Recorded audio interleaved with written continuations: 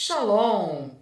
Estamos iniciando Conectadas com a Bíblia, estudo bíblico online. Seja bem-vinda à aula número 20, o profeta Daniel. Estamos estudando na ordem cronológica e sabemos que ele terminou a sua oração, teve aquela visão que o anjo Gabriel explicou sobre as 70 semanas e o fim do tempo dos gentios, como que seria destruído o último império, o último governo do tempo dos gentios, e assim viria o reino messiânico. Mas foi colocado a um enigma, e nós vamos decifrar o enigma juntas. E decifrando o enigma está em Salmo 57,4, quando Davi diz: A minha alma está entre leões. A sua alma já ficou assim? Parece que você não tem escapatória? Então, nós vamos ver nesta aula de hoje, é claro que o capítulo a ser estudado é o capítulo 6 de Daniel. Daniel na cova dos leões. Uma história muito conhecida. Não só as crianças gostam dessa história, mas os adultos também. Mas quanta coisa nova o Senhor nos mostra. E uma palavra-chave para esse capítulo é a preservação. Como Deus preservou a vida do profeta Daniel ali entre leões famintos, Daniel na cova dos leões. Vamos ver aqui no capítulo 6 o que nós encontramos. Diferente das histórias, dos desenhos que a gente vê, os desenhos animados, Daniel não está jovem, aqui ele já está bem idoso. Então imagina um senhor de mais de 85 anos, cabelinhos brancos, ali entre os leões. Então nós vemos no capítulo 6 um homem de 70 anos de trabalho na função pública, desde que ele chegou ali aos 15, agora ali aos 85, mais de 85 anos, quase 90, trabalhando nessa função pública. E mesmo com essa idade, ele foi promovido. Convido você, vamos abrir agora Daniel capítulo 6 e vamos fazer a leitura a partir do verso 1. E pareceu bem a Dario constituir sobre o reino 120 príncipes que estivessem sobre todo o reino, e sobre eles 3 presidentes, dos quais Daniel era um deles, e que dessem conta que o rei não sofresse dano algum, ou seja, um ministério, um cargo de muita confiança. Versículo 3. Então, o mesmo Daniel, esse senhor idoso, sobrepujou a estes presidentes, ou seja, ele exaltou, enalteceu sobre os outros demais príncipes e presidentes. E por quê? A resposta está na própria palavra, porque em Daniel havia um espírito excelente. E o rei pensava em constituí-lo sobre todo o reino. Olha a promoção dele aqui. Mas vamos ver agora o olhar de quem estava ali nesse voto, né, nessa proclamação, esses que o rei estava agora promovendo. Então, os presidentes ali, os príncipes, procuravam achar uma ocasião contra Daniel, esse idoso senhor, a respeito do reino.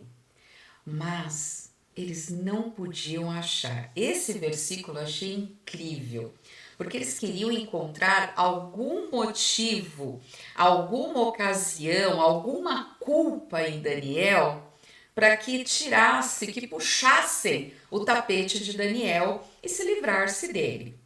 Mas eles não acharam nenhuma ocasião, nem culpa. E por quê? Porque Daniel era fiel e não se achava nele nenhum erro e nem culpa. Então, estes homens disseram: nunca acharemos uma ocasião contra este Daniel, se não acharmos contra ele na lei do seu Deus. Está aí. A única coisa que a gente consegue é uma acusação no sentido de que ele obedece à lei de Deus e não à lei dos medos e persas. Aí eles falaram, vamos fazer esse plano. Versículo 6. Então, todos esses presidentes, esses príncipes, inimigos de Daniel, né? Foram junto ao rei e disseram, aí vem aquela saudação, aquela bajulação, né? Ó rei Dario, vive para sempre. Aí vem no versículo 7. Todos os presidentes do reino, todos nada, porque Daniel não estava ali, ele foi promovido. Aí eles falam, todos. E o rei lá, só ouvir, o que eles vão falar de novidade aqui, né? Todos os capitães, os príncipes, os conselheiros, os governantes, todos unanimemente concordaram em promulgar um edito real e confirmar a proibição que qualquer pessoa que no prazo de 30 dias, um mês, eles pensaram até no prazo, hein? Eles falaram, vamos dar um prazo, a gente sabe que esse Daniel aí é tira e queda, todo dia ele orava quanto? 3 vezes ao dia. É claro que em outras situações ele orava mais, né? A gente saiu dele do capítulo 9 em oração, aquela coisa maravilhosa, a resposta que veio com o anjo Gabriel, e aqui a gente sabe que eles deram esse prazo porque ele falou, ele vai ser isca fácil, né? Então, no prazo de 30 dias, todos devem fazer petição somente ao rei, porque qualquer que fizer uma petição a qualquer Deus ou a qualquer homem, então vai ter uma pena. Ó rei, essa pessoa deve ser lançada na cova dos leões. Então é a pena dos leões, né? A pena de morte. Aí no versículo 8, o rei ouvindo tudo isso, agora eles vão e insiste. Olha, rei, confirma essa proibição, assina o edito, marca esse verbo assinar, para que não seja mudado, conforme a lei dos medos e dos persas. Tá vendo? A lei. Então eles queriam achar uma ocasião em Daniel. Daniel é um homem que guardava a lei de Deus. Agora aqui, se o rei assinasse, aí eles saberiam que o plano dele seria certo. Aí nós sabemos que a lei dos medos e persas não pode revogar, não pode voltar atrás, não pode mudar, não pode anular. E o rei ficaria, então, numa situação assim. O rei assinou, falou, tem que cumprir. Por esta razão, o rei Dario assinou o édito e a proibição. Palavra do Senhor, amém. Vou ler até aqui por enquanto, vamos compreendendo os versos por versos. Vamos para a divisão desse capítulo? Ele tem 28 versículos, certo? Isso, 28 versículos. E nós vamos dividir assim, ó. Dos versos 1 ao 9, é o plano trapaceiro, ou seja, os inimigos querendo conspirar contra Daniel. Os não jovem, né, mas agora um idoso. Dos versos 10 até o 18, nós temos a perseguição traiçoeira. Porque, claro, Daniel não deixou de orar, não deixou de adorar o seu Deus. Dos versos 19 até o 24 do capítulo 6, nós temos a preservação total desse profeta idoso ali na cova dos leões. E dos versos 25 ao 28, a proclamação tremenda do rei Dario, né? A conclusão, aí o clímax da história foi a preservação da vida de Daniel ali na cova dos leões. Mas vamos ir por partes. Vamos falar primeiro do plano trapaceiro. Nesses 3 primeiros versos que nós lemos do capítulo 6 de Daniel, nós observamos o quê? Que nos poucos meses da sua atuação no novo governo, Daniel ganhou uma reputação além do que ele tinha durante os anos que trabalhou no reinado ali da Babilônia, Nabucodonosor e os sucessores de Nabucodonosor. Nós vemos então que o rei Dario gostava de Daniel, admirava Daniel. E como admirava Daniel? Então Daniel aqui ele é retratado como um homem íntegro, cuja retidão brilhava de modo tão intenso que nós observamos que quase todo o capítulo se fala sobre a sua reputação, fala sobre a sua conduta, a forma como ele era, como Daniel se destacava, até os inimigos, hein? Porque não conseguiram achar nenhum engano nele, nenhuma culpa, nenhuma ocasião contrária. Esse homem era fiel, nós vemos aqui no versículo, né? Porque ele era fiel, versículo 4. Então, mesmo apesar dessa mudança de governo, Daniel continuou sendo bem visto e respeitado. Agora, quando parecia que Daniel ia ser promovido, aí já vem aquele grupo, né, de pessoas religiosas, e sempre isso está no meio, né? Tão perto. Às vezes é dentro da família, a inveja vem, dentro do trabalho, como tem isso, né, gente? Na vizinhança. E não deveria ser assim, né? Deveríamos trabalhar em equipe, cooperando um ao outro, mas se alguém tem um destaque, pronto. As pessoas querem se livrar, né? Por que não muda? Vai para outro país, sai do meu caminho. Sempre tem esse grupo de pessoas que se incomodam, né, com o nosso brilho, com o nosso destaque. E Daniel aqui é esse caso, gente. Os colegas de trabalho planejaram um modo de levá-lo à morte. Olha como a inveja ela leva, né, para um sentimento tão ruim que leva para a morte. Então, ciúmes, inveja, tudo isso vai gerar o quê? Morte. A pessoa quer ver a morte da pessoa. Que a pessoa fuja, né, do alcance da vista dela. De tão ruim, de tão diabólico que é. Muito bem, Daniel, dos versos 4, quando o plano trapaceiro é formulado, aqui nós vemos que trata do complô dessas autoridades do governo medo-persa, ali na Babilônia, e eles tramam ardilosamente a eliminação de Daniel. Porque eles falaram, ó, se não orar, se não adorar única e exclusivamente a ti, ó rei Dario, que seja lançado na cova dos leões nesse tempo de 30 dias. É claro que eles queriam a morte de Daniel, né? Esse Daniel, quem era Daniel, meninas? Quem era Daniel? Era o ministro preferido, aqui no capítulo 6, de Dario. Ele era o número 1 lá no gabinete do rei Dario. Então, vamos colocar essa frase. Toda proeminência, ela traz perigos políticos. Toda proeminência traz perigos políticos, né? A hierarquia, alguém que se destaca, alguém que foi promovido, ou aquele que fez um trabalho que todos aplaudiram, ela traz perigos. É ou não é verdade? Isso acontece, eu sei que acontece.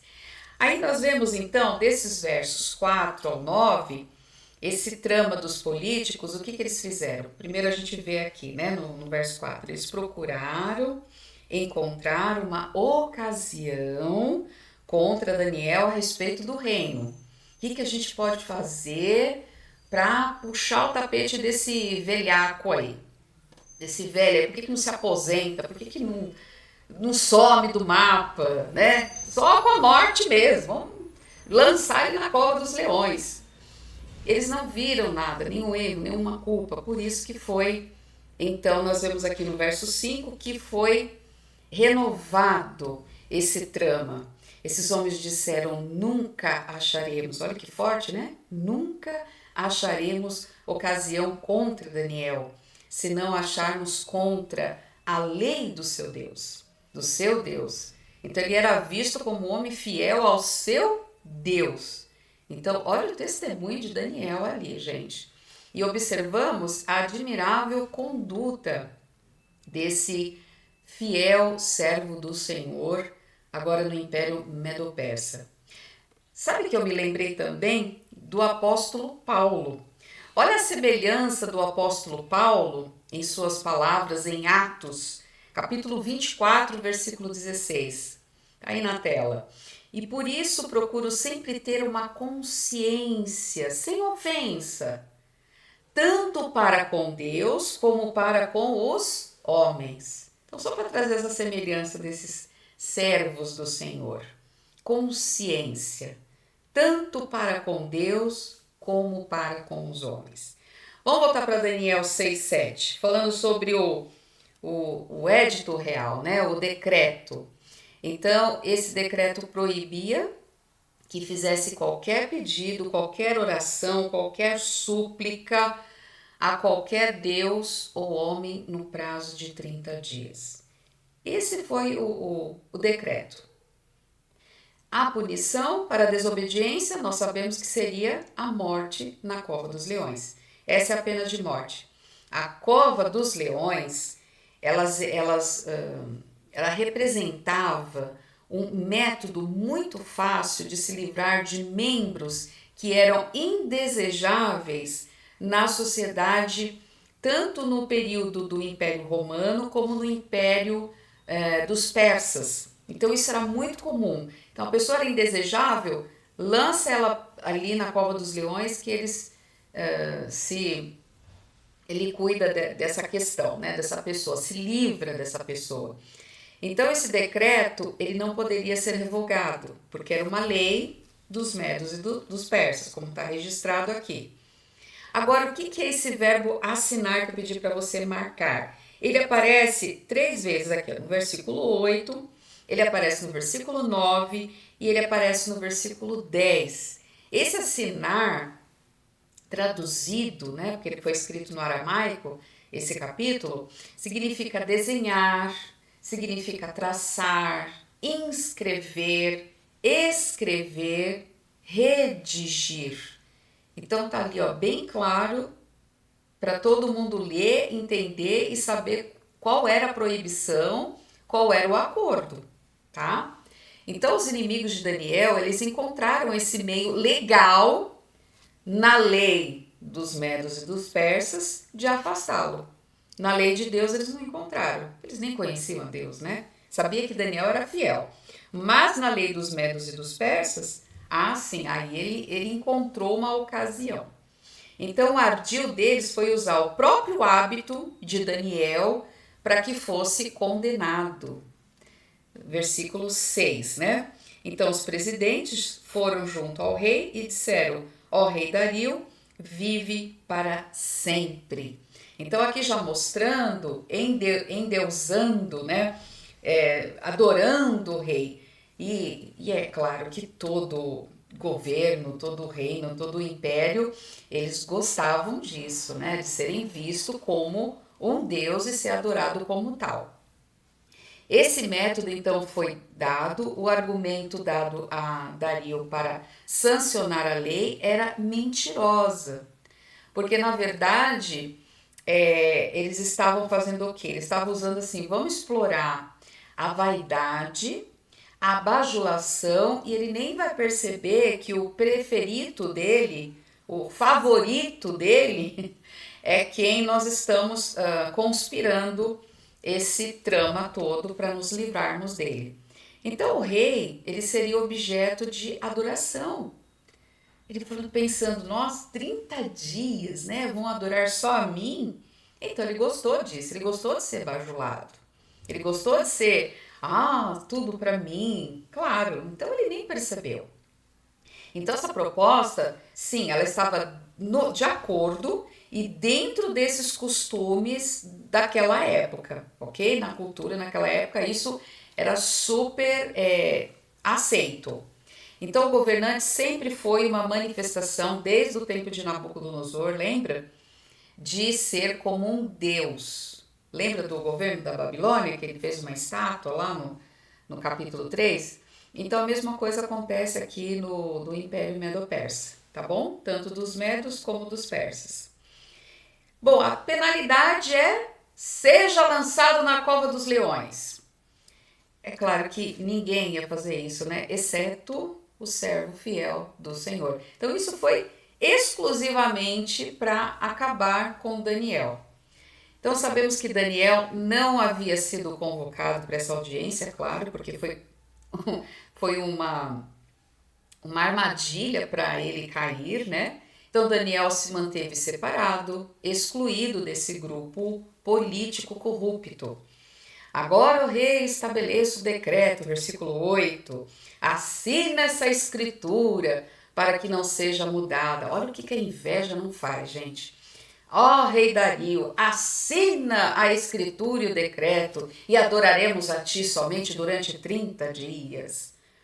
Então, a gente vê nisso, lembrando, né, de alguns exemplos que nós já estudamos, mas vale recordar aqui, de governantes, né, dos reinos que se colocam no lugar de Deus. Então, aqui no capítulo 6, nós vemos Dario, dos versos 6 a 9, né, querendo adoração para ele no prazo de 30 dias. Ele super concordou, tanto que ele assinou, ele selou, inscreveu e não tinha como mudar. Nós temos Nabucodonosor, que fez aquela estátua toda de ouro, dos pés à cabeça, que foi uma réplica do sonho, mas ele quis adoração à pessoa dele, né? Então nós vimos que quem não adorasse seria lançado lá na fornalha de fogo ardente. Então a gente vê uma similaridade no capítulo 3 e no capítulo 6. No capítulo 3 são os 3 amigos de Daniel que não se ajoelharam, que não adoraram aquela estátua. Eles não abriram mão da adoração ao Deus verdadeiro, porque eles eram judeus e eles foram muito bem instruídos a adorar somente a um Deus. Lembra lá de Deuteronômio? Shema Israel, Adonai Eloheinu, Adonai Errad. Quer dizer, ouve, ó Israel, existe um único Deus, ele é único, ele é exclusivo, a adoração é só dele.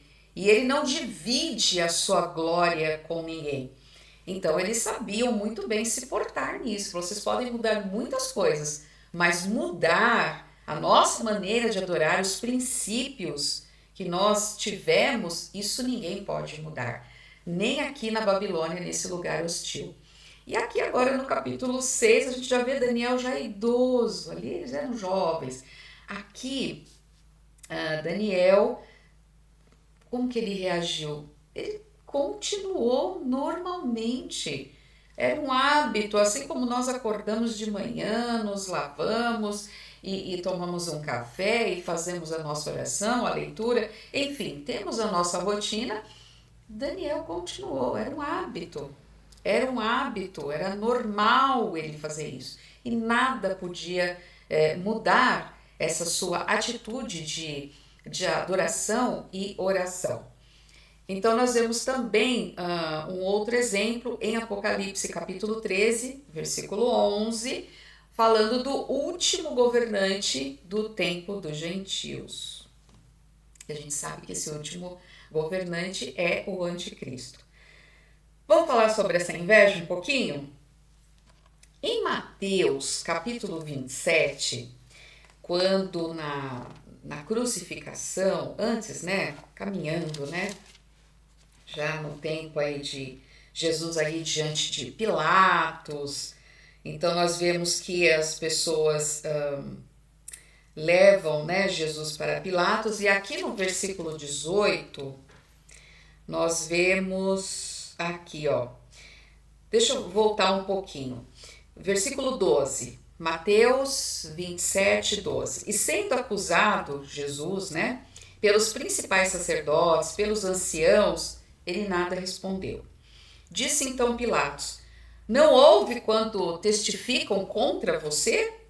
Nenhuma palavra lhe respondeu, de sorte que o presidente estava muito maravilhado. Ora, por ocasião da festa, costumava o presidente soltar um preso, escolhendo o povo aquele que quisesse. E tinha então um preso bem conhecido chamado Barrabás. Portanto, estando eles reunidos, disse-lhe Pilatos: qual que vocês querem que eu vos solte? Barrabás ou Jesus chamado Cristo, que é Machia, Messias, né, o prometido? Aí no versículo 18, olha aqui o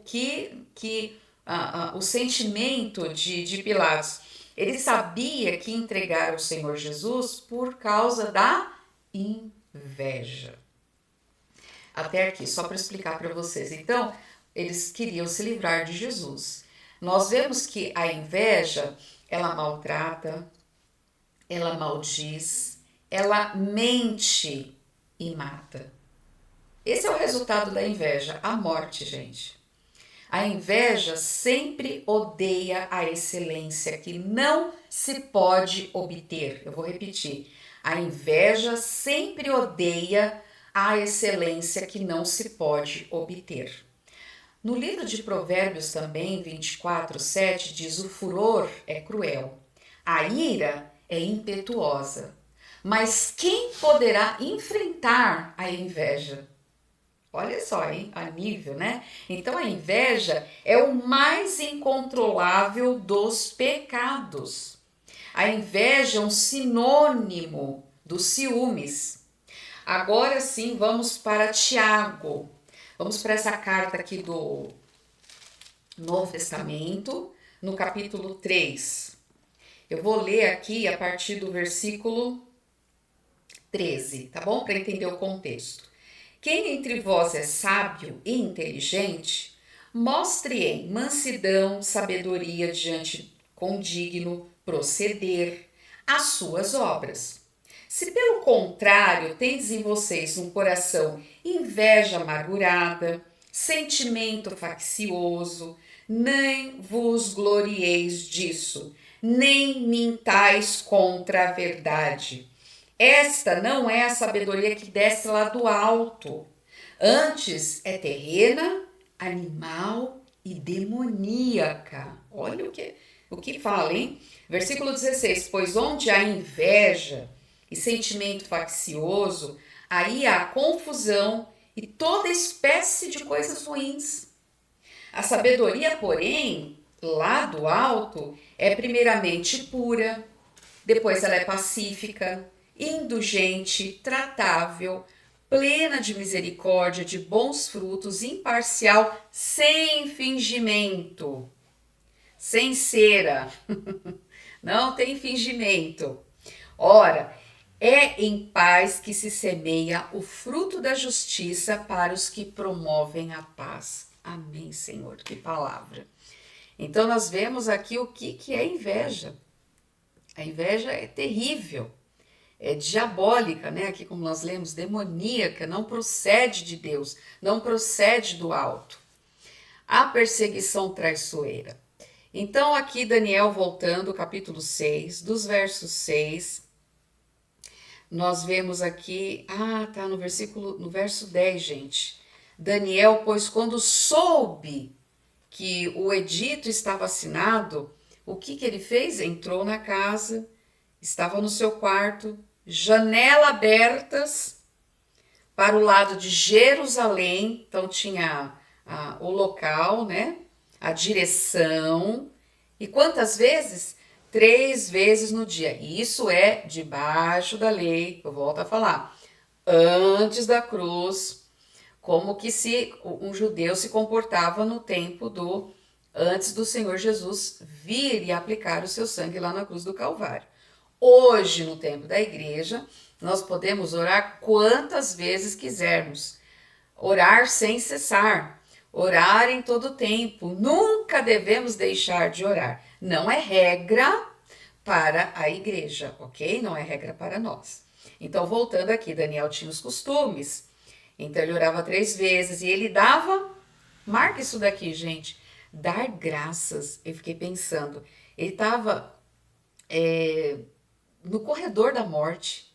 E esse homem vai agradecer a Deus. Uma vez eu ouvi um testemunho de uma senhora que, quando ela soube que o marido dela faleceu, antes dela ouvir a notícia, porque ela já viu que a pessoa entrou lá, né? Ela já imaginou que não era uma boa coisa. Então ela pediu para as crianças fazerem alguma coisa ela pediu licença para esse homem que veio trazer a notícia, né, da morte do marido. Ela entrou no quarto e sabe o que que ela fez? Ela fez isso daqui. Ela agradeceu. Ela agradeceu porque Deus levou o marido dela. Porque a vontade de Deus é sempre boa, perfeita. Deus sabe de todas as coisas. Gente, eu falei, que testemunho é esse dessa senhora? Agradecer. Porque geralmente, como que a gente se comporta? Tiraram meu chão. O que eu vou fazer? Meu marido, um monte de filho, né? A irmã Marlene Matos. Eu gostava muito de ouvir eu conheci ela pessoalmente. Então, aqui, ó, voltando, diante da morte, Daniel dava graças diante do seu Deus. Olha que lição para a gente aprender. Como também costumava fazer. Olha, gente, ele tinha um hábito. Então, não era uma coisa que ele fazia, sabe, esporadicamente. Era habitual. Era uma agenda habitual de oração, começando com ações de graça.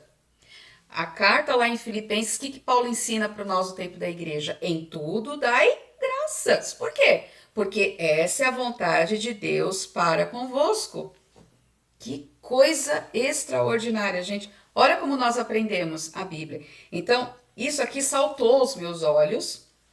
Dar graças diante de Deus, porque era um costume, porque era um hábito.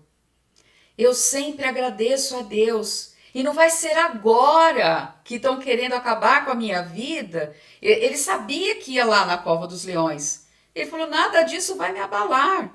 Que fé, que exemplo para nós. Essa é a palavra de Deus, querida. Se está aqui ao nosso alcance, é porque Deus quer nos ensinar isso em relação à nossa fé. Diante da vida ou da morte, é isso que Deus quer nos ensinar. Será que dá tempo? Tem que dar.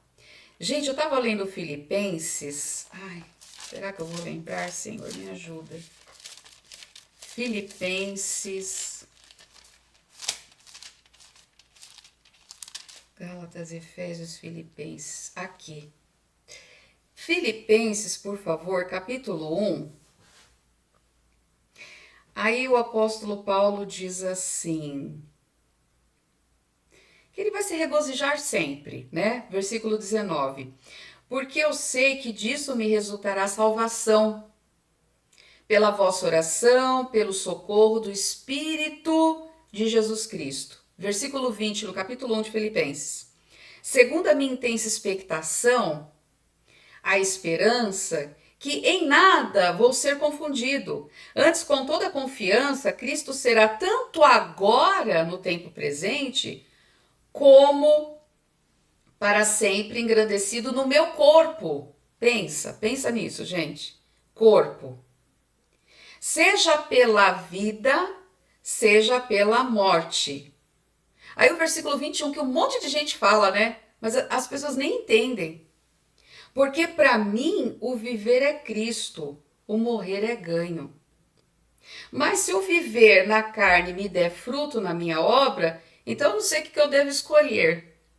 Mas ele quis dizer tudo, em tudo, ambos os lados, versículo 23, eu estou em aperto, porque eu tanto desejo partir, esse partir é morrer, tá, gente?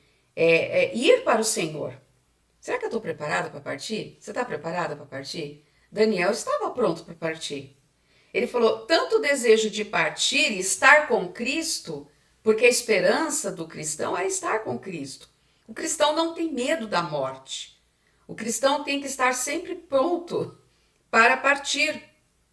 Estar com Cristo, porque isto é ainda muito melhor.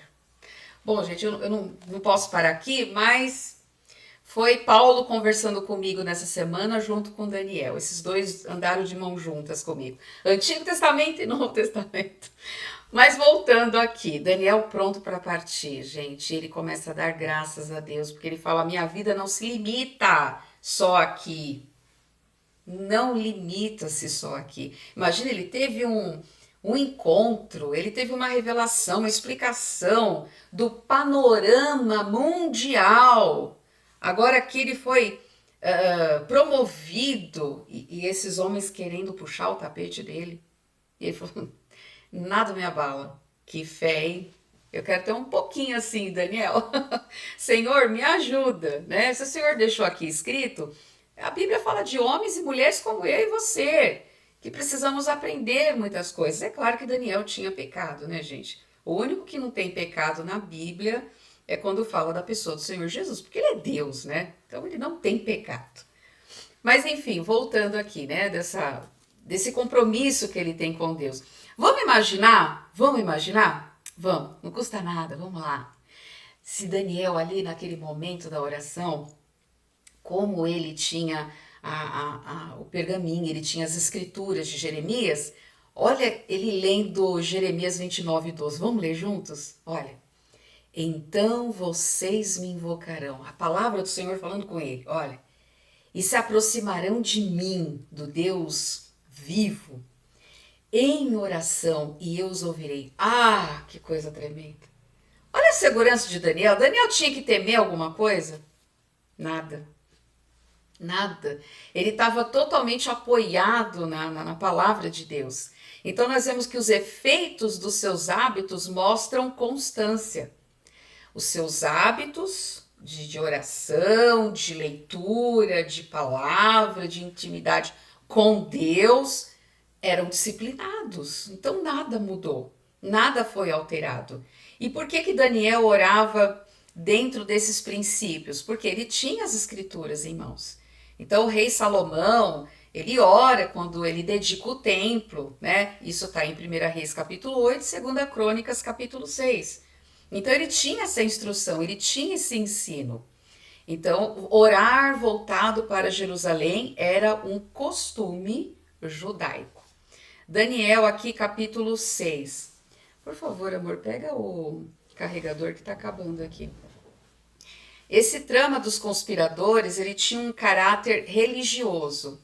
Então assim, depois que Dario selasse o decreto, agora voltando para Daniel 6, ele não poderia mudar. Então, os inimigos sabiam, agora ele está de mãos atadas. Porque a hora que ele descobrir que a gente tramou isso contra o ministro preferido dele, ele vai querer mudar. Mas não dá. Ele já assinou, já está selado, então não pode ser revogado. E aí, Dario assinou, a gente sabe que a proibição estava ali e teria que ser feito isso.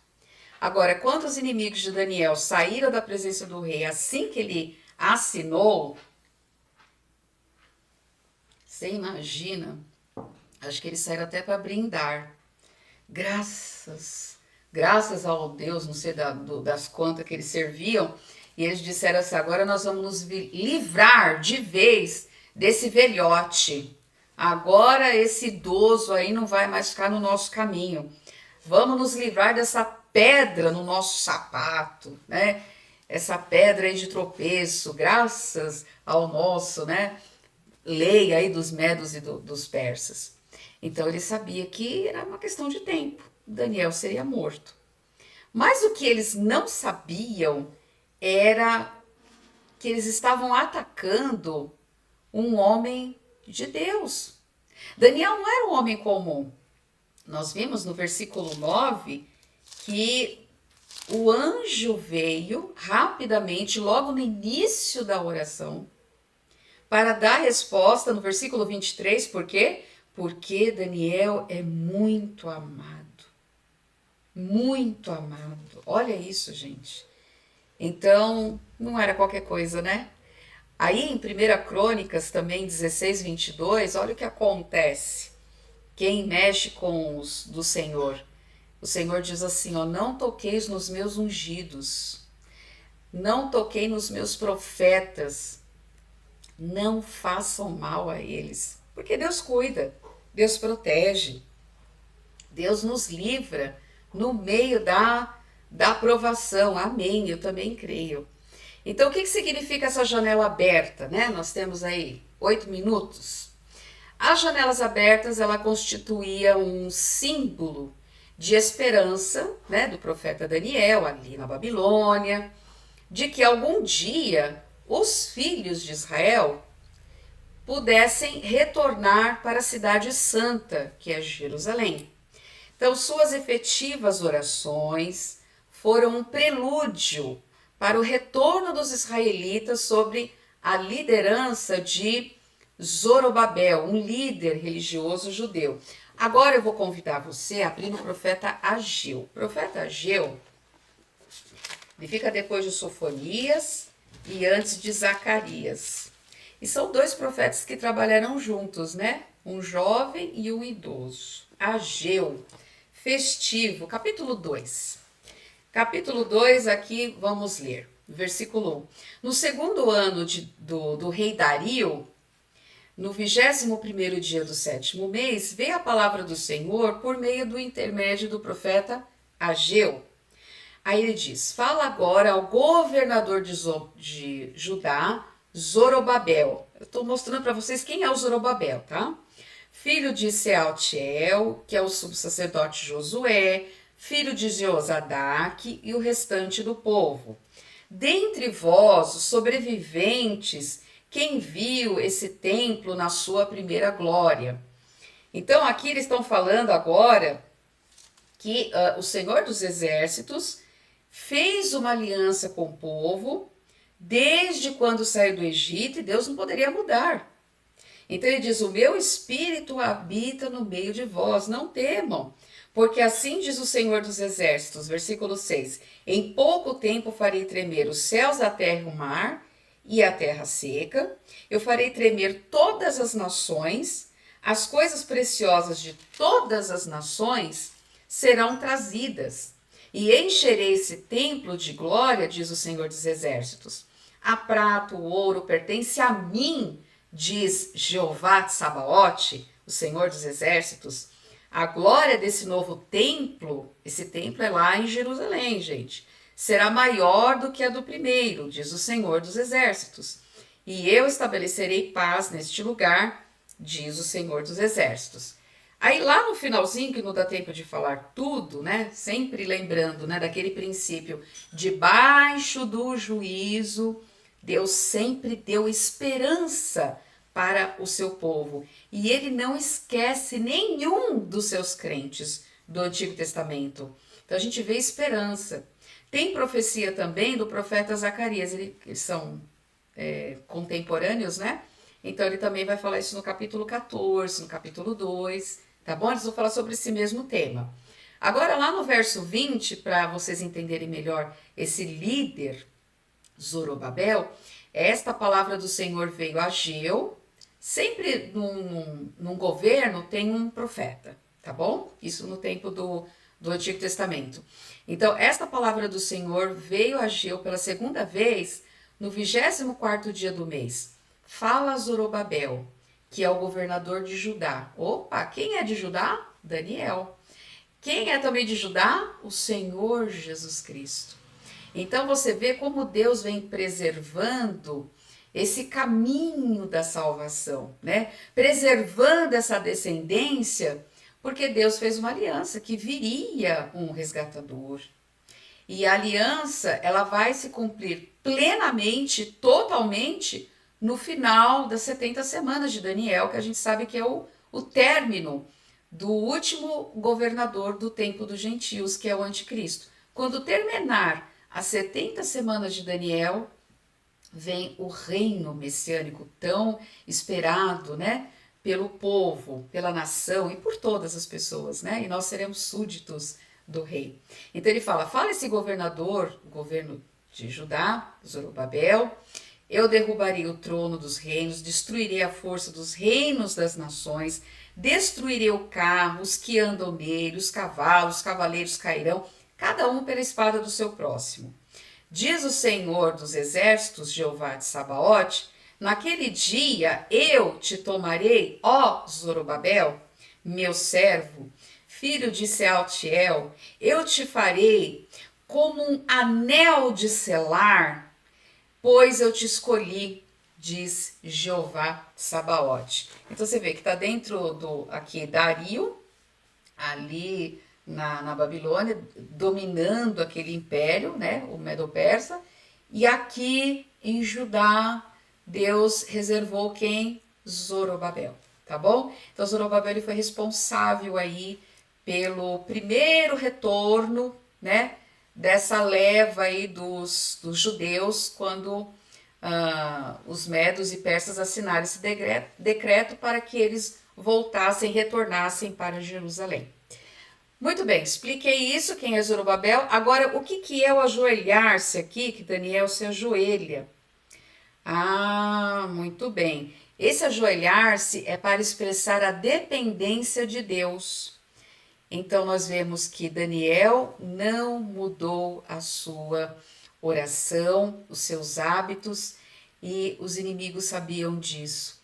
O testemunho de Daniel, então, sobressaiu grandemente, porque os inimigos sabiam que Daniel era fiel ao seu Deus. Na próxima aula nós vamos ver então mais profundamente sobre a atitude desse servo fiel do Senhor e já não tão jovem, mas bem avançado em idade. Espero que essa aula tenha sido uma bênção para você. Nos encontraremos na próxima terça-feira, se Deus assim nos permitir. Laila Tove, que Deus te abençoe. Até de repente. Obrigada pela companhia. Boa noite, meninas. Muito obrigada por tudo.